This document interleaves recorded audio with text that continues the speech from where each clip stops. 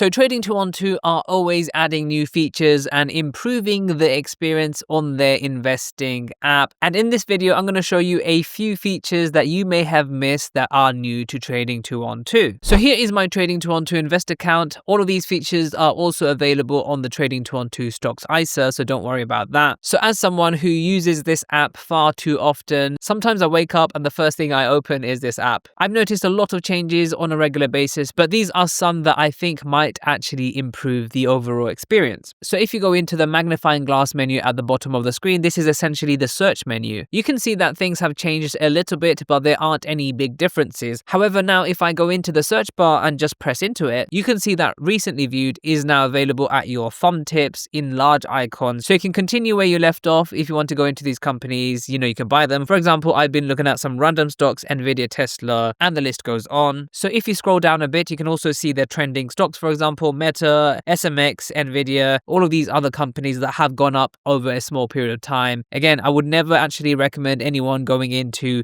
trending and investing straight into that without doing their further research. But this isn't the biggest change that I've seen so far. So one of the biggest changes that I have seen is if I go in and type in a random stock. Let's go for Tesco. So as you can see, if you type in Tesco, for example, it now allows you to buy Tesco straight from the search menu, which I have actually found myself using, and it just reduces the number of steps to get you invested. So straight from here, I can press buy. What I've also noticed is that it gets the most relevant search results for you. In my opinion, anyway, it could be different for you. For example, Tesco is available in different stock exchanges, but as someone who is based in the UK, the LSE, the London Stock Exchange, comes up first for me. You can see that Tesco is also available to buy on a European exchange, which I haven't heard of before. I believe this is the Deutsche Börse Exterra. I'm probably pronouncing that wrong. So as a UK investor, if I were to invest into this, yes, I would get shares in Tesco. However, I would pay a foreign exchange fee. If I just go ahead and buy here, I would be buying it from the London Stock Exchange and not having to pay those extra foreign exchange fees. So if you're new to Trading212, you can get a free fractional share worth up to £100. All you have to do is to follow the link in the description box down below. Alternatively, if you've already signed up to Trading212 over the past 10 days and haven't received your free fractional share, then what you can do is to press the 3 horizontal line menu over here. Scroll all the way down until you see the section use promo code. And in this section, just enter my code JUBAIR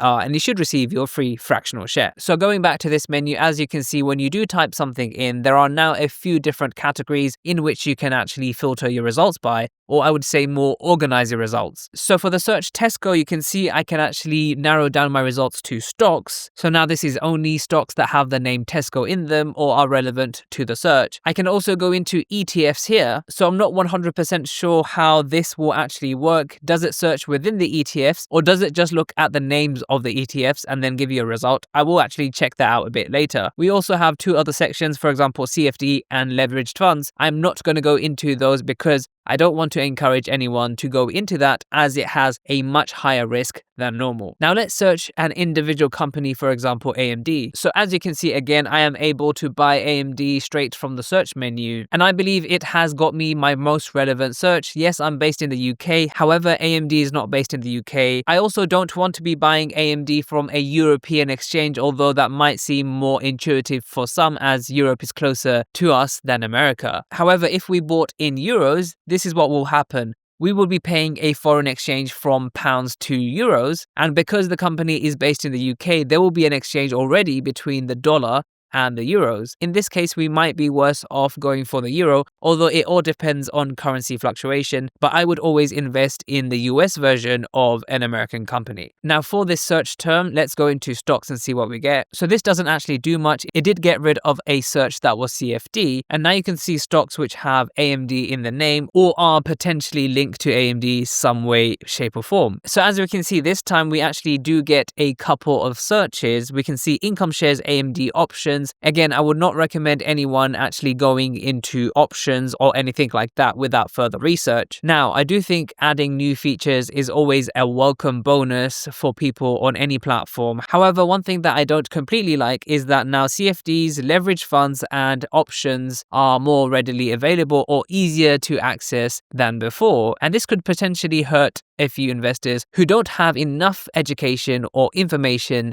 to actually invest into these higher risk options. However, that being said, when I try to buy something like this, I'm very glad that Trading212 is responsible enough to not allow you to invest into it straight away. You do have to fill out this questionnaire, and if they deem you not having enough education, then I believe they will not let you invest into that straight away. So I'm really glad Trading212 has that. I know there are some brokers out there who have ETFs and then leverage ETFs and will allow you to invest into anything without warning you. Again, I'm not going to go into CFDs and leverage funds as I think the risk is much higher there. So I think this new search feature is really good. It will allow you to actually find ETFs that may actually hold your favorite stock. So let's do one more company, as I'm really curious if we can actually search within an ETF by using this feature. For example, I have searched MasterCard, and as you can see, the most relevant search for me is here, the New York Stock Exchange. I am able to buy MasterCard straight from the search menu. So let's go into ETFs and see what happens. Now, as you can see, no ETFs were found, so I don't believe this actually searches ETFs. I think it only searches funds with the name of the company. Hopefully in the future, Trading212 will allow you to actually search for a company and see what ETFs it's in. I personally think that would be a very powerful tool. Now, what happens if you type in SP 500? Previously, this would give you a list of all the different S&P 500 funds you could invest into. And as you can see, the VUAG is the first one that comes up, the most relevant option. So I would have thought this would have been the VUSA, but apparently this is the VUAG. Maybe it goes by what is most popular by region. Again, I have no idea. I'm just speculating. But this does allow you to invest into many different S&P 500 funds. Very relevant searches here. You have the VUSA. I can see the GSPX, the CSP1,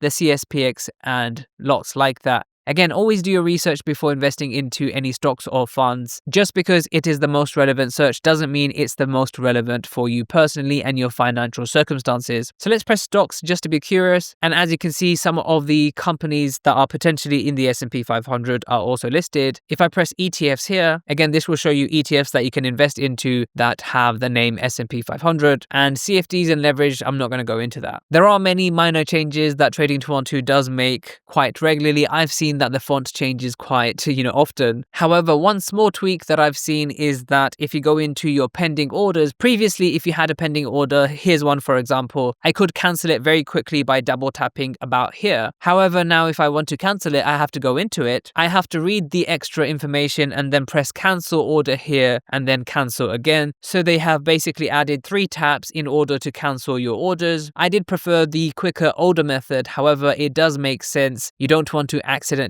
cancel your orders. It could potentially cost you if you have accidentally done that. So make sure to check out some of my other videos and I'll see you in the next video.